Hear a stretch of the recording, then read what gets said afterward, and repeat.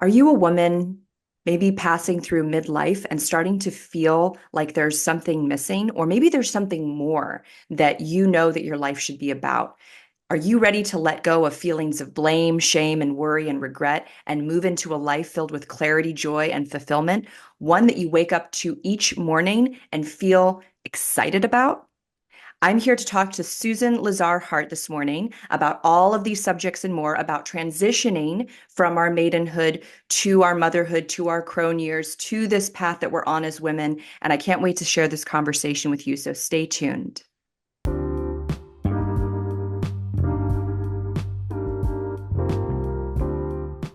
Every day there is a forgetting, and every moment there is the possibility of remembering. Remembering who you truly are, awakening to your body, to the inner world, to the experience of being alive. Here is where you find the beauty, the joy, and here is where you free your soma. I'm your host, Amy Takaya. I'm here to help you move from pain to power, from tension to expansion, and ultimately from fear to love. Good morning, Susan. How are you? I'm absolutely wonderful. Thank you so much for having me, Amy.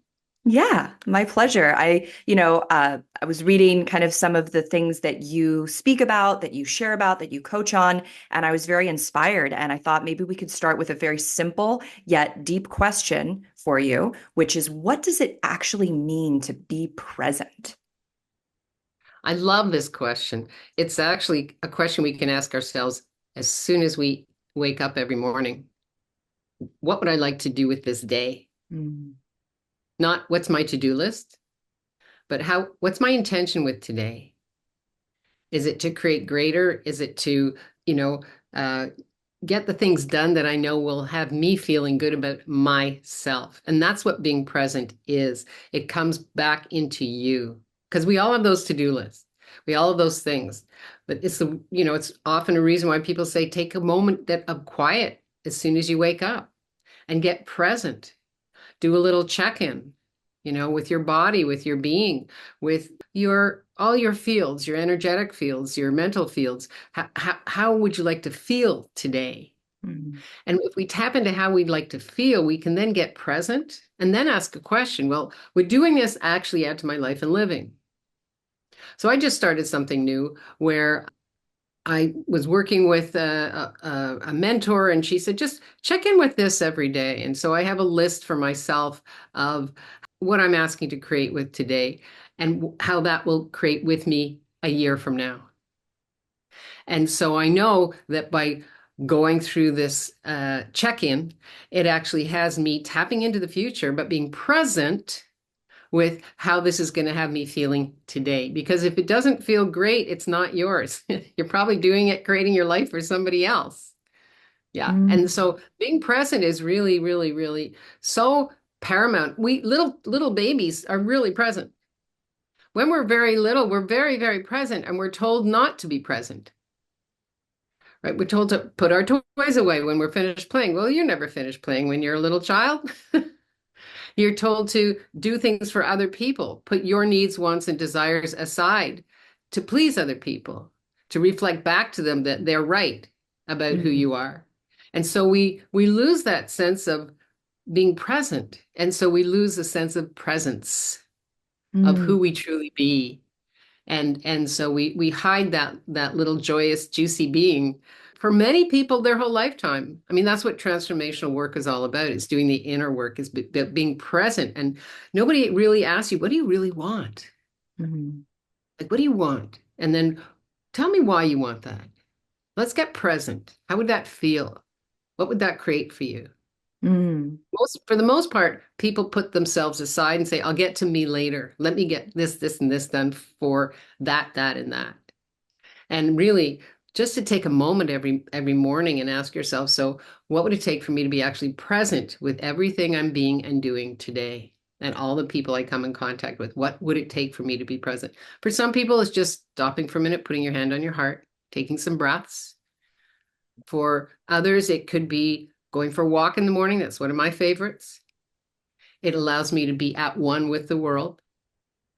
Whatever that is for you, I urge your listeners to ask yourself, so what would that look like? What Mm. could that be? Yeah. Beautiful. I love the way that you kind of described many inroads to this way of doing it, because I think that each person has their own configuration of how, like the how that they go about this. Some people, it might be very kinesthetic and walking, physical Yeah. movement, yoga. I do somatic movements often. First thing in the morning, laying in bed, I will just arch my back and then really, really slowly relax my back. And I'll do a series of those kind of movements before I get out of bed. And that's a tool that feels really appropriate to me at this point. For someone else, it might be journaling, it might be morning pages. I think that practice, right? Like, I love how you've kind of left it open to the how we go about it could be very unique and individual. Yeah. Actually, I'll give you a very fast example. One of my daughters is 45 and she works during the day and she has two children and she's made a commitment twice a week to go swimming after work. Hmm. And so she was just saying how, she's there, she's in this lane and the super swimmers are in that lane. One of the super swimmers said to her, let's do 50. Let's do this. And she's like, no, I can't. You're too fast. And she goes, come on. And she said, after being with these women who are swimming, who are just taking that time for themselves, all different body shapes, all different ages, she felt more present with her. And so then she could go back into her home and be more present with the children, with her partner, with the next day. Hmm. Yes. Yeah. And what do you think is so important about, like you mentioned, mourning, and many people, I think that's a little bit like people are becoming more aware of that, Yeah. over the last 10 years, that like having some kind of morning ritual, which we all have some kind of morning ritual. It's just whether that ritual is like intentional and giving back to us, or whether it's like, for me in my 20s, it was like cigarette and coffee. You know what I mean? Like we have a ritual, but how intentional and how nourishing is that ritual? What do you think is so particularly important about mourning? Well, I always say how you start your day is how your day begins. So if you start your day with all the stories from yesterday and the day before and the day before and the day before, you're not only not creating with your future, you're not creating with your present. Mm, And so I think why is it important? That's when you enter back into your body from wherever you're drifting around at night. For some of us, we wake up at 4 in the morning. For others, whatever time that is, and it's just being really present and asking, okay, what would nourish this moment for me today? And I love that you mentioned that somatic movement. If you look at animals, that's what they do after sleeping. They do it. That's why in yoga we have downward dog, we have cat stretch, we have all of those movements because it is about, we're made out of ball and socket joints. And it's about those wonderful chemicals. When you begin your day in a sense of space, you're then encouraging all those yummy chemicals to also start blending and moving through your body and all the organs and the cells. mm, When you start your day with woulda, coulda, shoulda, you're creating an intention of contraction. And mhm. then you wonder why your day isn't going very well, or why you're bummed out, or why you're Yeah. depressed. It's Yeah. a gift. It's a gift to you to start your day with a way that I would say that shines a light on you and who Mm. you be and what you're asking to be in the world. Yes. And I think that you're also pointing to some kind of, it's an action, right? It's a Yes. doing of something, because I don't know who else is listening that may have had this issue. I still have it from time to time, but I used to wake up in the morning just automatically sad. Like I would wake up and the first thing I would feel was like sadness or worry. And when I was younger, there were times in life where I kind of let that consume me, especially if I had the day off. I'd just like lay in bed for hours feeling bad, you know? Mhm. And, early on, I started a pretty, dedicated yoga practice, and yoga would be the thing. Going to that class would be the thing that would get me out of bed and get me out of my funk, And this morning I woke up and I immediately had some worries. It was like whatever I hadn't processed from like things that I needed to do from yesterday were like swirling around in me when I woke up. But I've gotten to the point that even if that's going on, like I'm present with it. I'm going, oh, I woke up and I'm a little anxious, but I immediately do something. I do my somatic movements. I take some kind of action that is following that intention that I carry to have a, not just productive, but like productive for my soul kind of day, right? Where I'm going to show up for conversations like this. I'm going to show up for my clients. I'm going to show up for my son, right? So it's an action that you're also speaking to here. It's not like we think of mindset as maybe being like just in your head, but what you're describing is we're doing something. We're sitting down and writing it out. We're saying words out loud. It's an action. Did you know that your muscles are holding on to thoughts, memories, and feelings? If you have a tight neck or back, you're not just getting old, you're experiencing a buildup of tension from the life you've lived. Most people don't know this, but there is a part of your brain that can reverse and prevent chronic tension. When you relax your muscles, you not only move better and regulate your nervous system, but you also free yourself from the grip the past has over your body. So you can live with freedom, confidence, and enjoy your life now. How does that sound? Join me, Amy Takaya, and discover what my clients are raving about at youcanfreeyoursoma.com. It's also, part of what you said is so important. It's about being in the question. So you wake up with a funk. Well, how many people have been taught that for the most part, we're all quite empathic? So you could ask, oh, is this mine? Somebody else's or something else? What am I picking up here? Is there something going on in the world? Hello. Totally. That I might be picking up on. And that's why it's really important to be with that and ask yourself, be compassionate and ask yourself, oh, okay, is this mine? Somebody else's, something else, work through that. That's why we have mentors to work through that with. And then ask yourself, so what would be my best step right now? Because you mentioned also about the depression and it's about changing a habit because the mind loves a story. Mm. And so if we have that story, and I too went through many years of just sitting there going, staring at the wall, saying, is this it? Is this all there is? But really, that was an awareness. Now I'm so grateful for those times because that was an awareness. That was the way the universe was saying, like, hey, wake up. Your awareness is far greater than what you're trying to box yourself into. You don't belong in this reality. You never did. So let's shake it up. I And love that. yep, and let's be who you came here to be. It's going to look different than anybody else. And Yes. and it's not about saying, okay, every day I have to whatever that is, meditate, journal, write. It's body, show me what you'd like to do right now. Body, do you want to go for a walk? Body, you want to sit and meditate? Include your body in the energies of what you're asking to create with, because your body is in you, this infinite being. You are not in your body. Yeah, I think it's, asking the question, what do I need right now? Yeah. Huge, huge, important question because it's going to change and diversify and be different if we ask that question. Like some days it might be the appropriate thing. It might be the totally self-loving thing, especially if you have space for it, to just let yourself lay in bed a few hours longer, especially if you haven't been sleeping very much, especially if you've had a very busy week, right? But that's not going to be the recipe every single day. That's going to be to meet that need that day. That's part of that presence you're talking about, where we're responding to what's actually going on internally inside of us, right? I love also what you said about, the way that collective consciousness or the other people around us or our conditioning from our families and our parents, may be affecting our feelings and what we're waking up with. And that little bit of like, is this mine? I've been thinking about that a lot because I've been learning to regulate my nervous system more around financial stress, right? And actually, that was the last podcast episode for last season was all about that. Like, because I think that collectively, especially right now, a lot of people are experiencing stress, financially, like as a country, right, in the world. And we can tap into that consciousness and be stressed out, right, about our financial situation.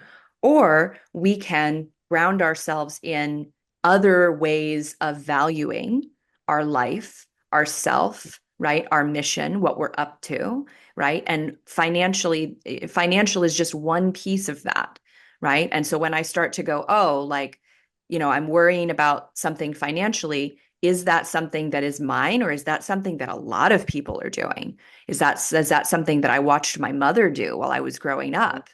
Yeah. Right. And is Yeah. that how I want to live my day, is being anxious about my finances? Or would I like to acknowledge, you actually are doing pretty well considering all the things that are going on in the world. You're making ends meet, like you're making a difference in other ways beyond just whatever number you produce, right? Like those kind of questions. Yeah. Well, the thing is, it's about also asking for assistance. Mm-hmm. We're surrounded by assistance. We're surrounded by guides, by archangels, by this universe that's abundant. But we've been taught that that's not real. What's real is stress, blame, shame, regret. And so that when the mind hears blame, shame, regret, it's like, oh, I know what to do. Rather than, so, okay, these numbers aren't what I would like. What would it take for these numbers to shift and change? Would I be willing to have an abundant mindset in everything I be and do? And yes, you hit on it exactly. It's about gratitude. I'm so grateful for this awareness rather than what the bleep am I going to do? I'm so grateful that for this awareness, the universe sends you contrast. Mm. And or some people say, I have these problems. What if they weren't problems? What if they were an awareness? And Mhm. that's the only way you're willing to receive it right now, based on the stories your mind is telling you. Right. And what if they're sent for you to leapfrog over into a totally different way of being? Body, mind, soul, financial, relationship, in every way. What could that look like? Because we have a choice. Everybody sees the world through their own lens. So what lens are you choosing to see the world through? And if it's not one that has to do with bringing in joy, then start asking some questions. Mm. Lovely. And I think, you've spoken to this just a moment before as well, that, the function of and the power of suffering and pain to have us redirect and change where we're going, right? Because so many times we want to turn away from those negative feelings that you mentioned, instead of recognizing that they are a catalyst if we dig deeper, that they are actually asking us to evolve in all kinds of ways. And like I love what you said just a moment ago, that may be the only way that your consciousness is ready to receive that message, is through suffering or is through discomfort, right? And a great question to play with is write down whatever that is that you see as problematic. Write it down, because once we write something down, not just type it, but write something down, it enters through the body, through the mind, through the chemicals, and then ask yourself, is this really true? Mm. And it's like, well, what do you mean, Susan? Well, okay, just play with me for a minute. Well, if it wasn't true, what could I be choosing? How could I be creating my business, my life, my relationship? What would I truly love? Because we again, the mind loves the story, so we get stuck in the box of this sucks. But if you're willing to play for a minute and say, okay, I've written it all down. All right, now it if this wasn't true, now write down, I'm so happy and grateful I am. It's 6 months from now. I am debt free. I'm so happy. And it's not like having magic wands. Yes, the universe rewards action. But once you have that different story and you start to repeat that story about the possibilities, your mind will shift from an old habit to a new habit. And so it's like, oh, okay, so all right, I read this morning, I'm so happy and grateful. It's 6 months from now. I'm reading it every morning, and it's not a new thing. Bob Proctor, lots of the transformational mindset people from years ago started playing with this one, because what you put your mind on is what you create. Energy flows where your attention goes. Mm. Yeah. Yes. Yes. I mean, you have obviously, like, spent a lot of time with these principles because you speak about it so naturally, right? Mm. But then you also alluded to many years of just staring at the wall, kind of locked up in your little ball of, your own flavor of suffering. So maybe you can tell us a little bit about your personal transformation process that leads you to where you are now. Thank you so much. I'd love to. Again, how many people can relate to this? As a little kid, I used to get on my bike and ride around the block and kind of think, is this it? And then I get off my bike, go upstairs, turn the TV on, turn the TV off, get back on my bike, drive around again. It was like, I know there's something here. I know there's something here. This isn't it. And you go through the educational system, you go through all of that. And I was always told I was too much, Mm. and yet not enough. Like I was supposed to be put in the mentally challenged high school and then I was told, then I went through three schools in 4 years, and I was class valedictorian, and so I was always told you don't fit in, and the student body was like, yeah, you do. So it's a push me pull you that I'm sure a lot of us have gone through, where we're looking to fit into a reality that we don't actually enjoy to begin with. And so it's about, I think when I think of those times where I would just stare at the wall and saying, I don't get this at all. Like in my 20s and my 30s, I went back to school. I had four kids under the age of 12, and I went back to school and got my degree. It took me 10 years, and I ended up with a BFA because I thought, okay, I know there's more here for me. I don't know what it is. So I started off in women's studies, and then I was like, well, wait a minute, I'm a painter. And then I switched into painting, and then from there I went on to do my master's, and I still had that push me pull you with the faculty, and they're like, what's wrong with you? And again, I was asked to be the valedictorian for my master's. So it's you got to stand in your lane no matter how hard it is. And what gives you that resource, you do. Nobody else is going to do it for you. And so there I was, a painter, everything was fine. I'm raising my kids, I got my degrees, I'm, in galleries, and all of a sudden I create heavy metal poisoning. And Mm. I'm back to square one. Well, if I'm not a painter, if I'm not a printmaker, who am I? And all of a sudden, I heard myself asking this question, totally ignoring, no gratitude for what I had created or for these beautiful children or my partner or the abundance of our life. And I was like, oh my God, where's I am? I've been taught, I bought that I am a something, not an I am. And so I Mm. started investigating the body, soul, mind, energetic fields, you name it. I dove into it. I was so thirsty. And even now, I find I call it surfing the waves. Even now, what those like dark waves come along, and I'm like, oh, those actually aren't mine. Mm.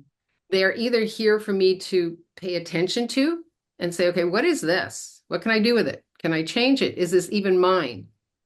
Or they're that contrast Mm. for me to really take an aerial view of my life and living and see what's working, what isn't working, and do I require just to rest?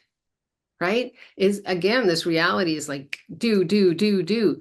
But those moments when we just take that time and appreciate who we are, what we came here to be and do, and know that we are not alone. I'm Mm. often asking my guides, okay, show me a sign I'm on the right place, and I get a little dime showing up. It's like, okay, angels, thank you so much. Mm. Right? This morning I said, okay, enough of the dimes. Can I see some feathers? So we'll see what happens. I'll let you know. Awesome. Yeah. Wow. Yeah. It sounds like it's been really quite the unconventional, like, dance for you in But we terms of, didn't, go yeah, ahead. sorry to interrupt you. I'm so excited about this topic. We didn't come here to be conventional. Mhm. And that's the exciting thing. That's why I created the congruent living method. And it because it's about being congruent in everything you be and do. And the method is simply to how am I waking up in the morning? How am I creating my day? Who am I being? And does that match the I am that's comes from deep inside? And if it doesn't, let's let it go. Mm. Because this is your one true life. I love that. Yeah, I've always, whenever clients they will use the word, oh, like after we do somatic work and they're feeling so calm and present and alive, and they're like, oh, this must be what it's like to feel normal. And I'm like, no, this is different. This is natural. This is not normal. Normal is like what, the median of what people are experiencing. And you didn't come here for that. You came here for something extraordinary, Yeah. right? Yeah. Yeah. So we don't want to be normal. We want to be natural. We want to be connected to our true nature, which is kind of what you're talking about here with being versus simply Yeah. a painter or a mother or any of these labels that we have that we might put on ourselves that then come with this whole criteria of things to live up to or things to do, right? That long to-do list. And what you're speaking to is much more essential. It's being that present embodied self. Yeah. Yep. And again, just take a moment when you're in blame, shame, fear, regret. It's very easy to be controlled. Mm. So it's a great way for a populace to be controlled if they're kept in fear. One of the things that I've learned is that when I am in that anger, fear, shame, blame, regret, I am feeding the energies that are keeping people down. Mm. And so that's a choice. And so now I'll say, no, I'm not feeding you. Sorry, not happening.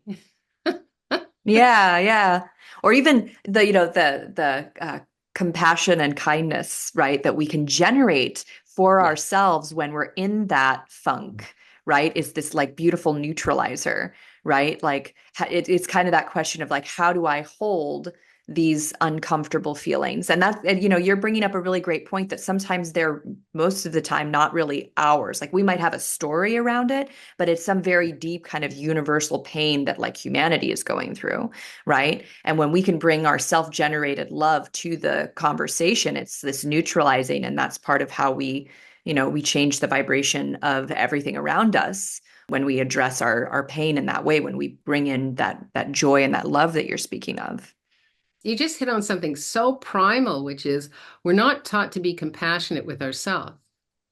We're taught to show compassion to others.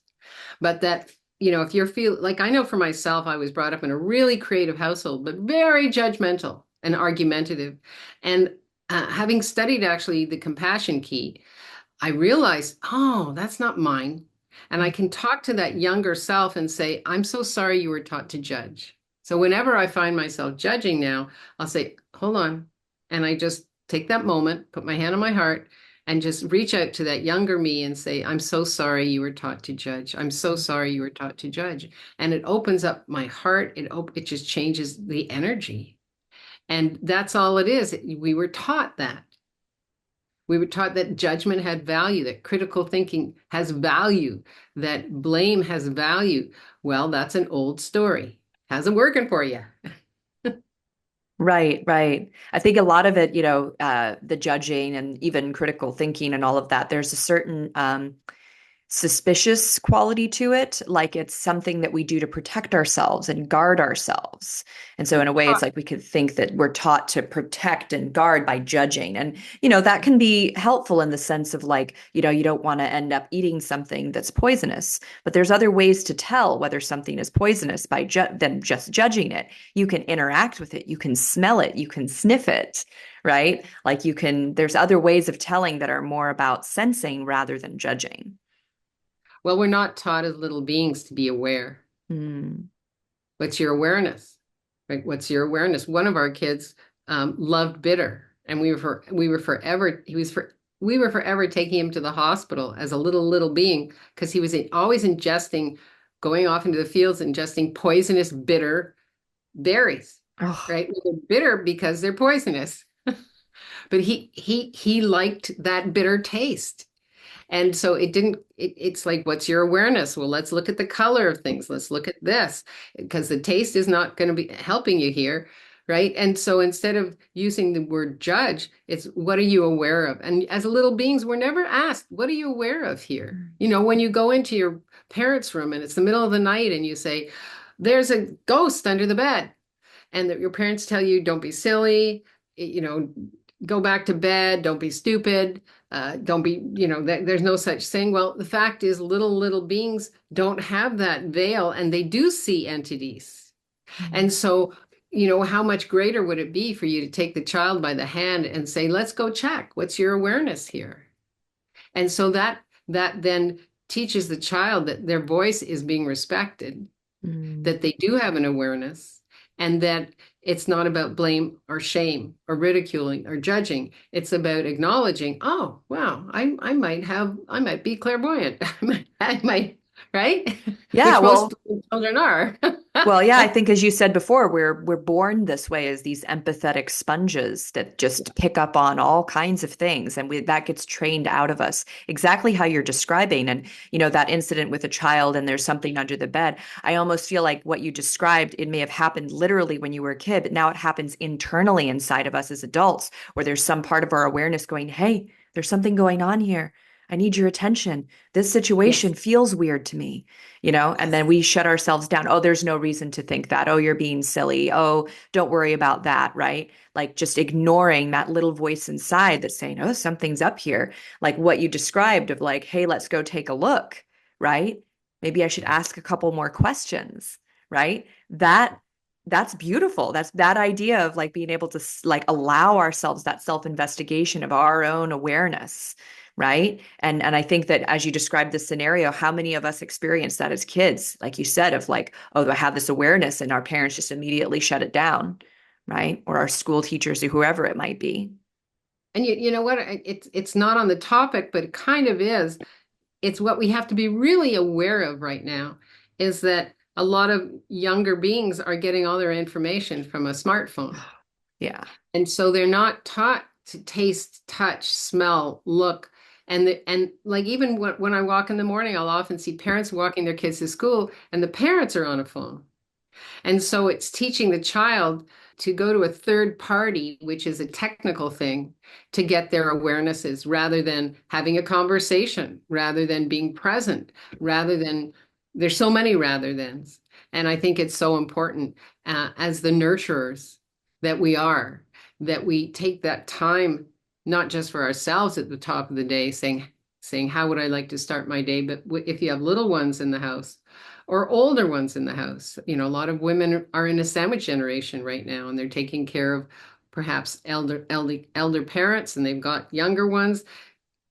Introduce that time of Mm. just being present.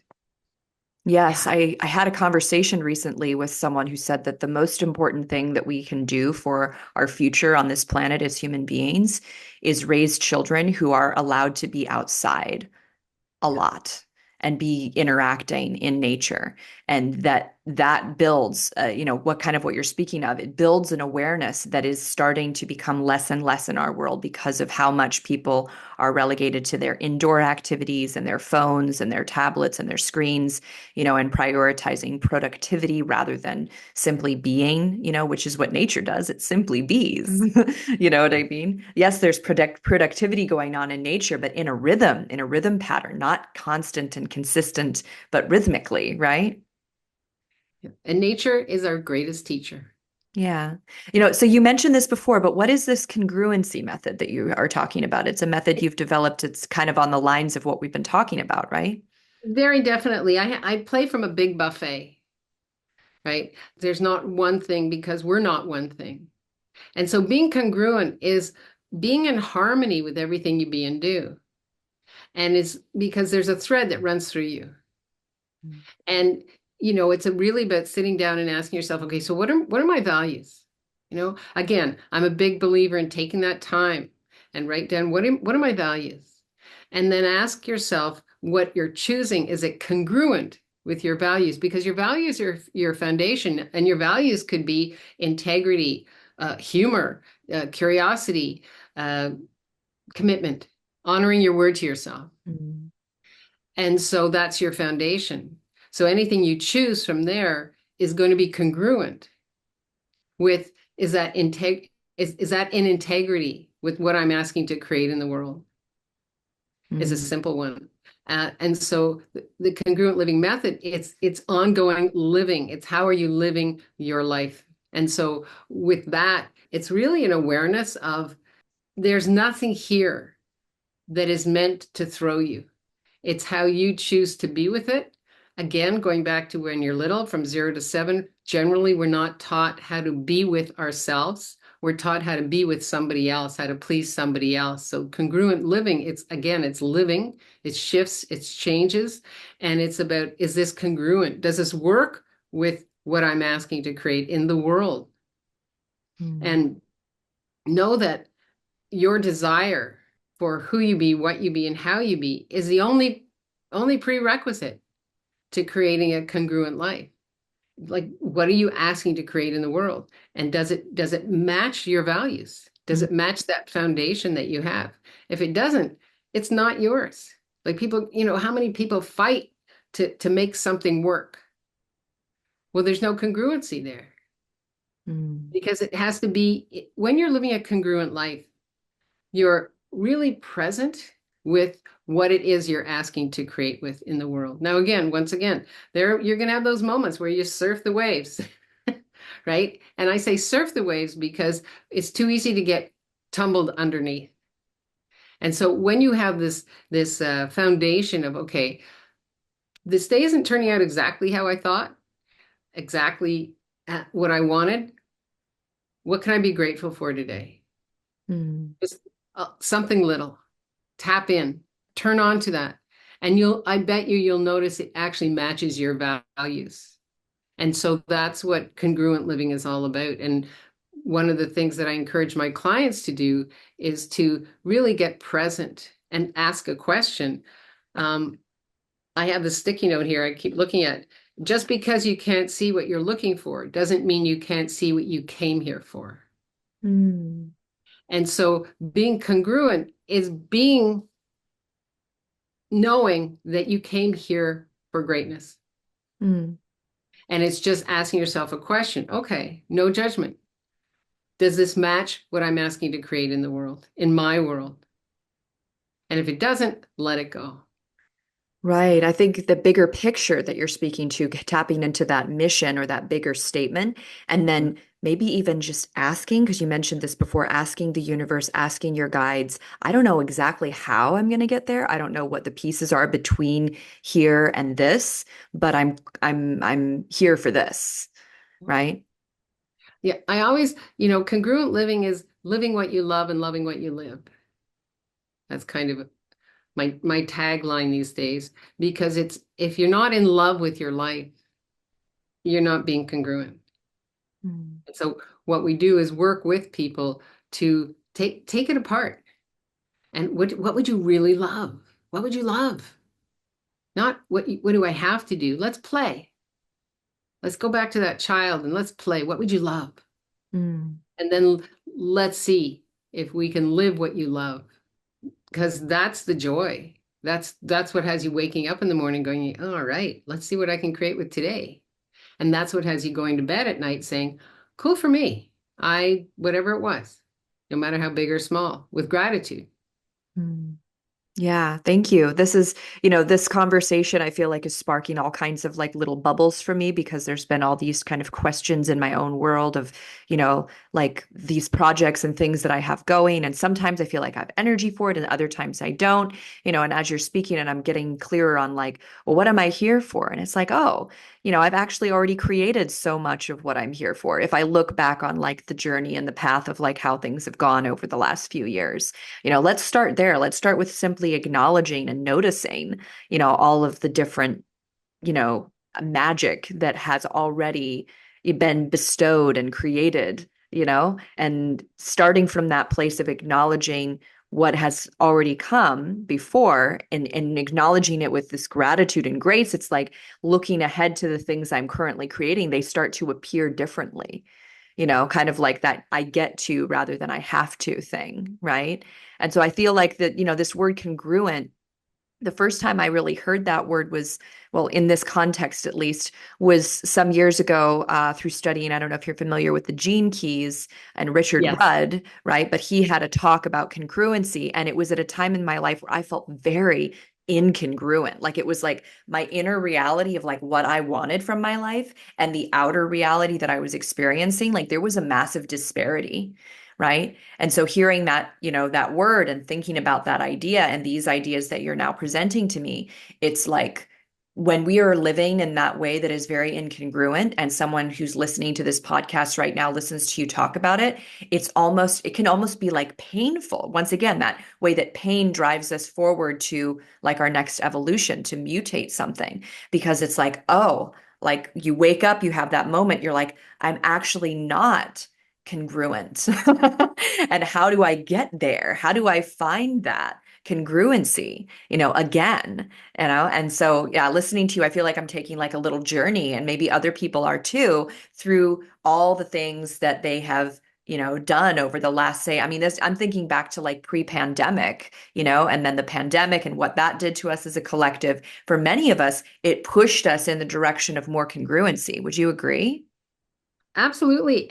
And I would say um, it's interesting to be witness to what is occurring now that we're 4 years post-pandemic. Is that about Yeah, right? almost five. Where people are lost Mm.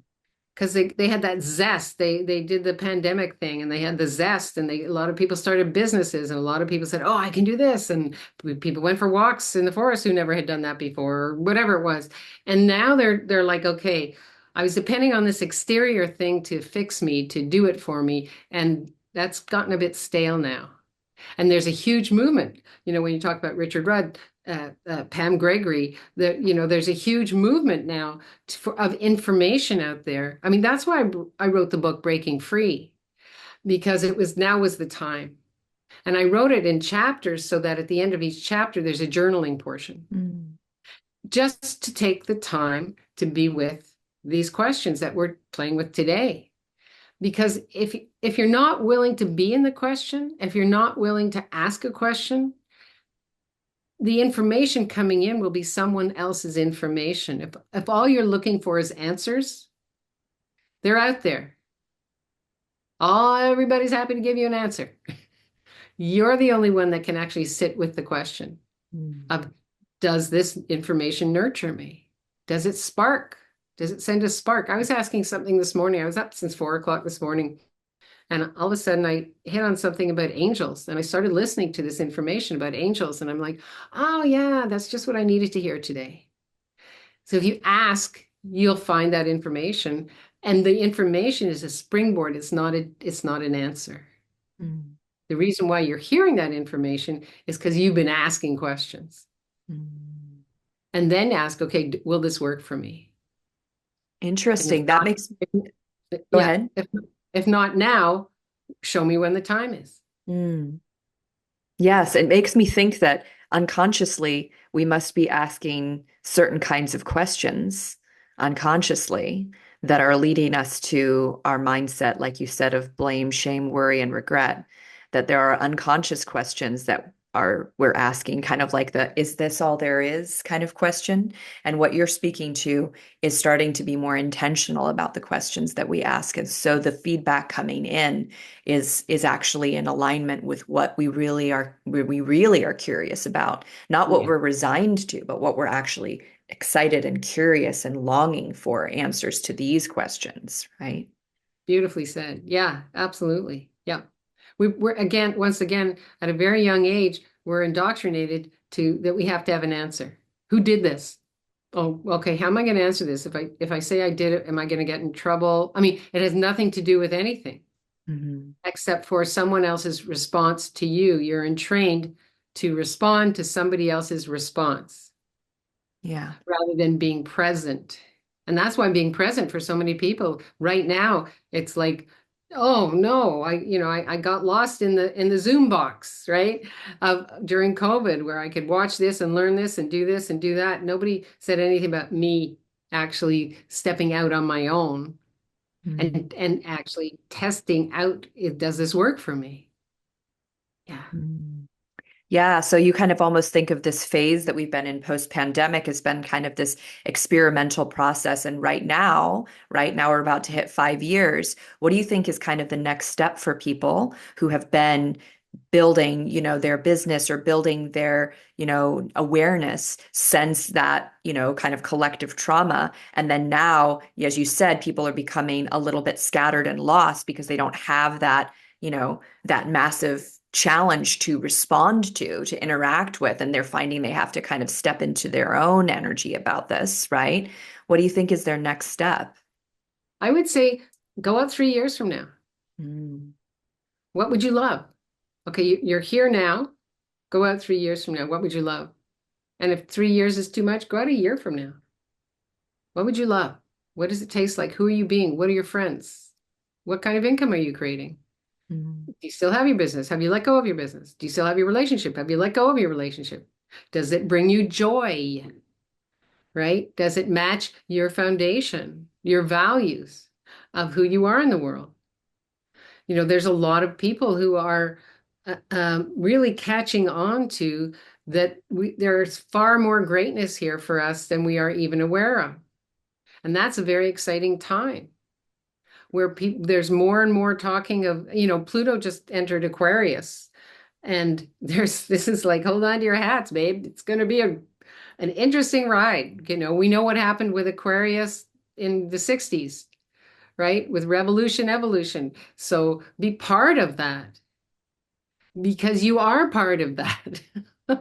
So I would say go out. How is it playing out? Where do mm. you see yourself? And with gratitude, like we were just talking about, for what brought you here right now to this podcast, to this discussion. What would I love? Write it out. Mm, And then ask again, is this really true? Would I really love this? So, I have clients coming to me and I say, what would you love? Well, I'd love to make $1 million. Okay, what would that bring you? And then what would that bring you? And then what would that bring you? Because when people go down into the layers, then all of a sudden they become aware, they start feeling. mm, It's no longer the exterior. This is the relationship. I'd love to have a relationship, or I'd love to have money. They start feeling what that would bring them. mm. And that's where you want to begin, right? We're heart-centered beings. Everything comes from the heart. So if you're looking at yourself a year from now and none of it taps in with your heart, ask yourself, okay, what would that create for me? And how Mm. would that feel? And Right. really tap into that, how that feels, because we are feeling beings. Right. Yes, because that kind of like love and excitement is unstoppable, Yeah. right? Yes. Yeah. Yeah, beautiful. Maybe you can also speak a little bit, with everything we've been talking about, there is a strong focus in, your sharing and in your work on women, and especially women at midlife. What do you think makes this kind of work so imperative for a woman at midlife?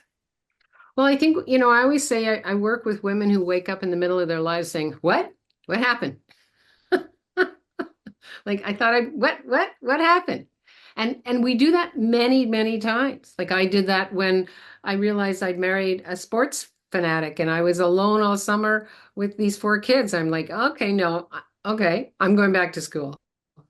And then when I got heavy metal poisoning, okay, let me dig deeper and see what else is possible. Then I went back to university and got a degree in coaching and counseling.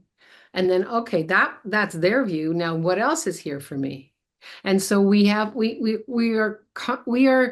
the only creatures on the planet that think everything has to be the same. It's not true. So I would say what attracted me to are these generally when you wake up in the middle of your life and you ask what else is possible. Okay, now we're talking, right? It's not, oh, story, story, story. In AA, they say, poor me, poor me, poor me, another, right?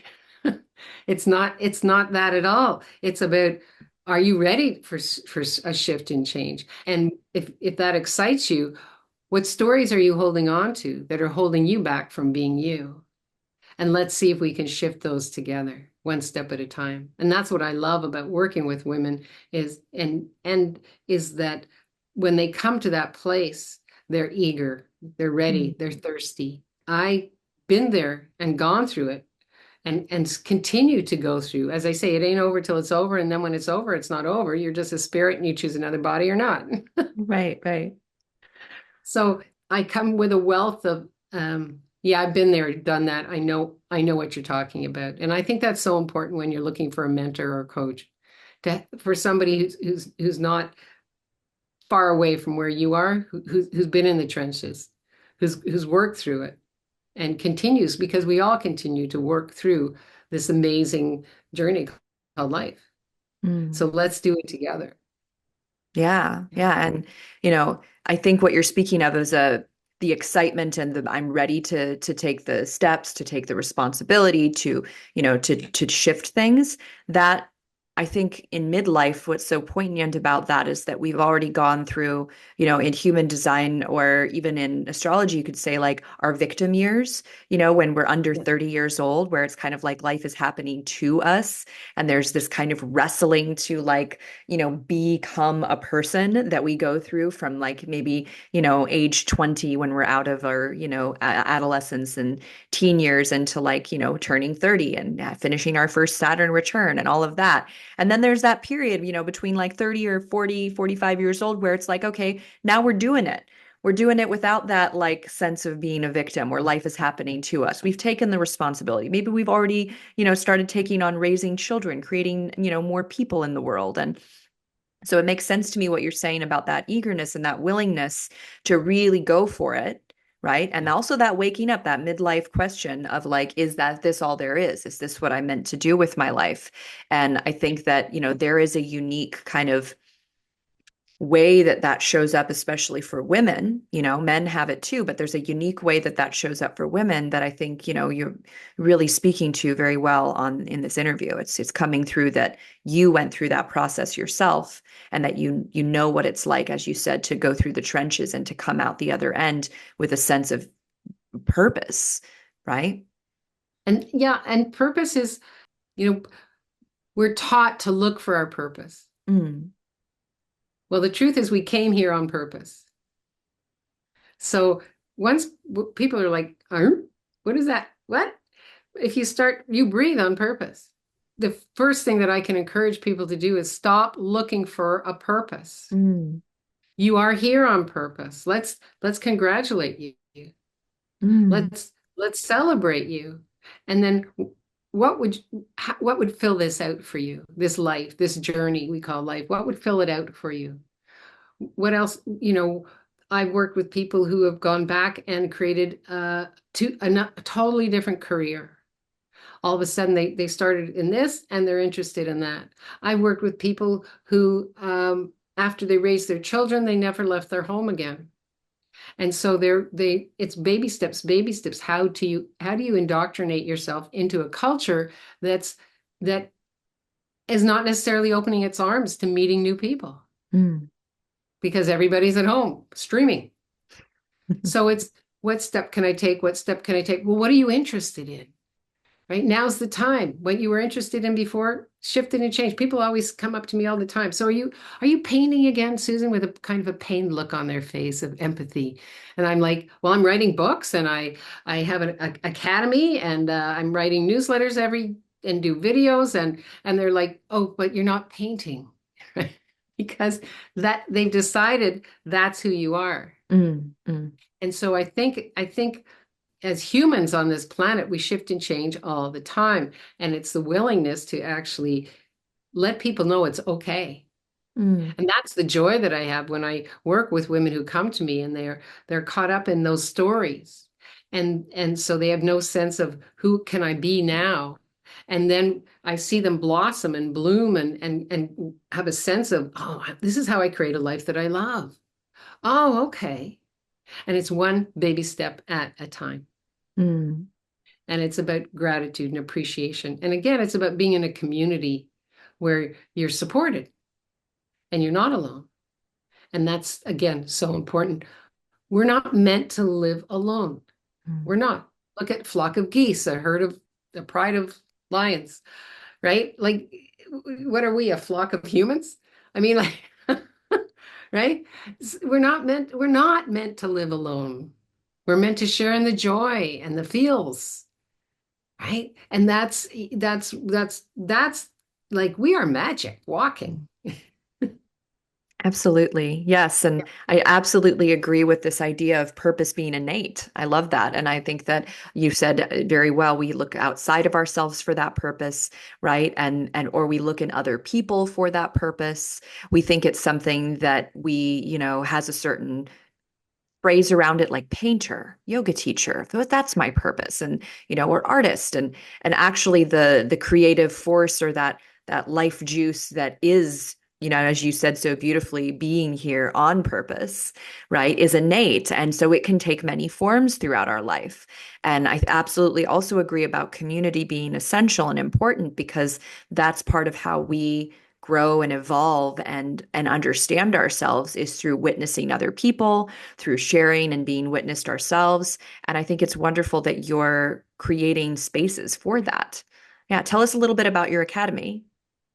Thank you. That great segue. That's why I created the Congruent Living Academy for people who are actually interested in personal self-transformation and willing to deep dive. And we get into those topics, and we meet the first Tuesdays of, it could change to Thursdays of every month. And we get together, and it's an hour of what is it that you're asking for? And we start with a C, with congruent, with choice, commit, create, connect, right? We're not taught to connect to our own voice. We're taught to connect to others, FOMO, fear of missing out. And so we really get into these topics, and it's absolutely fascinating and wonderful to see the shifts and changes in this supportive community in which you feel safe by asking any question you want to ask. And if people want to go to the website, susanlazarhart.com, they can go to Congruent Living Academy, and would love to have you join us. It's really, what they say, when two or more are gathered, right? We create. And Mm. that's what it is. It's a, as the members say, this is our community. I look forward to this every week. And I do, and they do, because we have this connection of doing the inner work Mm. and the aha moments, and seeing how that plays out for the rest of the week. And then come back with your questions. And what is it that you would love to create? What could that look like? It could be personal, it could be spiritual, it could be financial, it could be relationship wise. It all comes back to you. Mm. Who are you being? And what needs to shift and change in the way that you see yourself in order for you to achieve what you came here to be and do in this Mm. lifetime, in creating a life of joy. Fantastic. Oh, I love that. Is this kind of like a membership thing where people just can jump in Yeah. at any time? And then No, you said it's weekly? it's a membership. It's a 9 month membership. Oh, 9 month. And, Okay. Nice. A yep. And container. it's a It's like 9 month commitment. container. Yeah, it's a commitment because we get so personal, Hmm. uh, not to scare people off, but because this is a safe place. Yeah. And so to have somebody just come in and go out actually wouldn't work. And then the way that I've created it, we go through each letter of congruent. Mm. O for owning your voice, N for navigating through the rough times, G for growth. Where do you see the growth now? We've been together for 3 months. Where's the growth? What would you like to change and shift? R has to do with reflection, right? And refilling. How many of us know how to refuel ourselves? And again, ending with a T for trust. Mm. Something we weren't taught to do. We weren't taught to trust our knowing. We weren't taught to trust in our awareness. We weren't taught to just see how it works out. I always say present over perfect. Give it a shot. Let's see. Yeah, I love it. I'm a long form kind of like healing project person to myself. I have a somatic education program that's 6 months. And so I absolutely relate to what you're talking about, like having a container that takes people through a journey, right? Yeah. You get to see such incredible transformation, because when someone, values themselves and steps into a space like that and says, I'm doing this and I'm prioritizing this for the next 6 months, for the next 9 months of my life, right? Even just that alone, right? And then all the other things, of course, that they end up doing, that they end up connecting and they end up, piecing together. Like that's the kind of like transformation that I think is, it's a lifelong value. I think that we can do cool things in like 6 weeks, right? We can do fun stuff. Yoga training that's a month and a half, 2 months long. Sure, lots of cool stuff can happen. But when you take on a larger chunk of time, like you're speaking to, it's inevitable. The shift is deeper and it's more biochemically sound because our bodies need time to process and adjust to new information. Sometimes it's too much too soon when we do something, that's 4 weeks long and very intense. We need that slow burn to create long-lasting changes in our brain structure. Well, the other thing too is the brain likes constant space repetition. Mm. So, when you try something, oh, it didn't work. Okay, did you give it a chance? So part of this demand in the Congruent Living Academy is to honor your word to yourself. So for instance, when people say, "Oh, I'm going to go to a yoga class twice a week." Well, I'm in the second week and I don't really feel like it and blah, blah, blah, blah, blah. You're telling yourself, you're leaning into a story, an old story, which is, you see, I can't trust you. You Mm. see, you never finish anything. Rather than, oh, I might feel like crap, but I'm putting on my yoga stuff and I'm going to yoga, whatever that is. I always put my shoes out in the morning and I go for my walk, no matter what it looks like, no matter what it takes, because I honor my commitment to me. And that the brain goes, oh, okay, this is okay. This feels good. Let's go for those good feeling chemicals, whether it's yoga, whether it's journal writing, whether it's meditation. And you just, sometimes tick it off, right? Tick it off on your calendar. Yeah, I did that. So then you can tell yourself, I'm the kind of person that honors my commitment to me. Mm. Because nothing, it's like you can't plant a seed in the ground and then turn around tomorrow and say, where's the carrot? Right? It needs nurturing. It needs nourishing. Yeah. So do we. So that commitment to yourself is huge. And Mm. then you start to learn, oh, I'm the kind of person that can count on myself. I Now, what love else could I that. create? Yeah. Yeah. I love that. I love that description of the carrot and the nurturing and the time that it takes, and the saying yes to ourselves. In so many ways, I think that self-discipline has the capacity to be an incredible self-love practice, as you're describing. And I think that, in our, usual conditioning around discipline, we think of it as something we have to do that we don't want to, which is a completely different thing than what you're speaking to. So it's a different face of discipline, right? Well, again, going back to that little being, you're disciplined for someone else. Mm-hmm. You get up and you go to school because you have to, unless you have the good fortune of being homeschooled, right? But you're disciplined to please other people. Mm-hmm. So you become a disciple of other people's needs, wants, and desires. Yeah.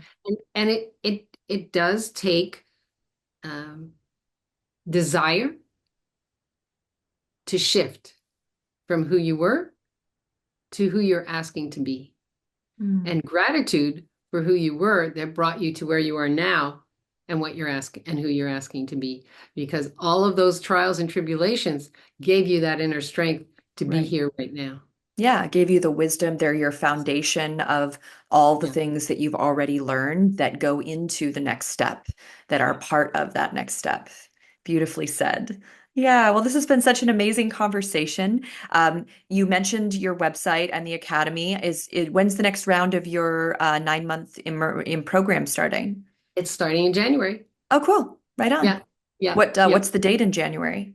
Hold on 2 seconds and I'll give it to you. It is getting my calendar up. It would be on the 7th. Either the Nice. 7th or the 9th. Could be the 7th or the 9th. I'm still playing with the energy of those two. So, interesting. Yeah, it'll be on the website, and I would say let's go for the 9th, which is a Thursday. So it sounds like it's the cohort that is now in the academy will stay on a Tuesday, and the new cohort will stay on a Thursday. And that's the way you play with energy. Yeah. Just like that, just testing it out, saying, oh, okay, what does that feel like? Checking it out in your body, and then saying, oh, okay, this is what it's asking to be. Don't have to ask why, doesn't matter. Fantastic. Yeah. Well, where can people find you? You mentioned your website. Are you on social media? What kind of platforms do Yep. you use to share? I'm on Instagram. I'm on Facebook. I'm on, SusanLazarHart.com is my website, and you can find all the links and everything over there as well. Yeah. And I think, Fantastic. yeah, the Instagram is Susan Lazar Hart Coaching. Right on. Yeah. Yeah. Cool. And I have lots and lots and lots and lots on YouTube. So I've been playing with YouTube with videos for about 10 years. Oh, So fantastic. go to Susan Lazar Hart Coaching YouTube, and you'll find uh, pretty well any topic you've ever wondered about you. Love it. Oh, I love that. Yeah, full of resources here. So, Definitely. are there any last words of wisdom or prompts that you might have for our audience who've been listening today? I would say be willing to ask a question. Now, do these pants make me look fat is not a question. Be willing to ask a question of just before you go to sleep, even ask, okay, what would I love? I'm not sure. What would I love? And you'll be amazed what you wake up with in the morning. Give your angels work to do, give your guides work to do. But it's about being in the question of your life and living, not in a way that has doubt, but I wonder, in wonderment. I wonder what this could create. If I choose this, what would that feel like? Um, thank you so much for this conversation. I feel like we could go on and on and on. I appreciate you so much, Amy. Thank you so much. Oh, thank you. Yes, it's been lovely chatting with you. And for those of you who are listening today and you want to learn more, check out Susan's offerings. I'm definitely going to go check out the plethora of YouTube videos that you just mentioned. And stay Oh, tuned. sorry. You know what? I just realized I have it's called Transformation Toolkit. And it's divided into two parts, and it's a gift. And it has to do with the cycles that we get caught up in. So the first part is a cycle breaker quiz, and the second part is just a 5-minute little tool that I give people to break out of those cycles. And you can go to susanselfcheck.com. And that, Fantastic. yeah, and it's fun. It's just for you, just for fun to play with and see, well, am I actually living congruently or not? Like what's going on? And what cycles am I caught up in? So it's kind of fun to play with. Yeah. Right on. Yeah. Say that again. Say that website again for everyone. SusanSelfcheck.com. Love it. Thank you. Yeah. Beautiful. Well, I will be, I'll be looking at your YouTube channel. For those of you who are interested in learning more from Susan, reach out on her website. And yeah, we'll chat again soon, Susan. Thank you so much. Thank you so much.